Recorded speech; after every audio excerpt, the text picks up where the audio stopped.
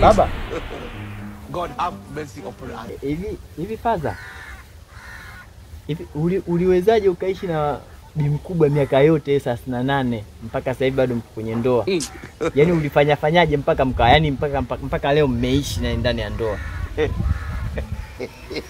Yaani sio nasema hivyo kwamba huyu nilie naye wewe kwamba nataka nimwache, hapana. Yaani kwa sababu wewe unaona kama ni viunzi vingi mmevivuka. Hasa ndo nataka nijue kama nichukue experience, maana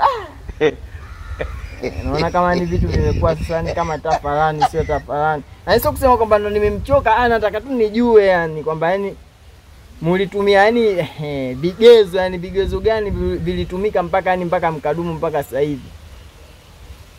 Kwa sababu yani hapo kizingatia mtoto wa watu avae hapo, mambo ya mavazi hapo napo hapo napo kipengele mtihani, kunywa anywe, bado hajaenda kwa wazazi kusalimia, bado hajala. Kwenye kula hapo hamna shida, anaenda kala hata ngoma.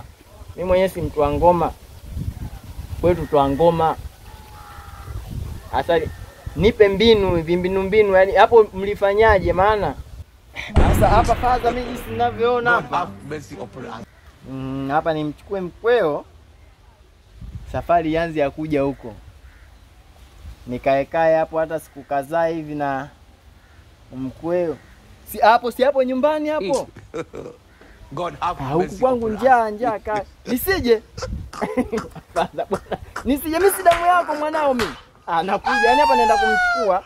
Sawa. Nakuja. Ngoja kwa nichukue mahitaji madogo hapa na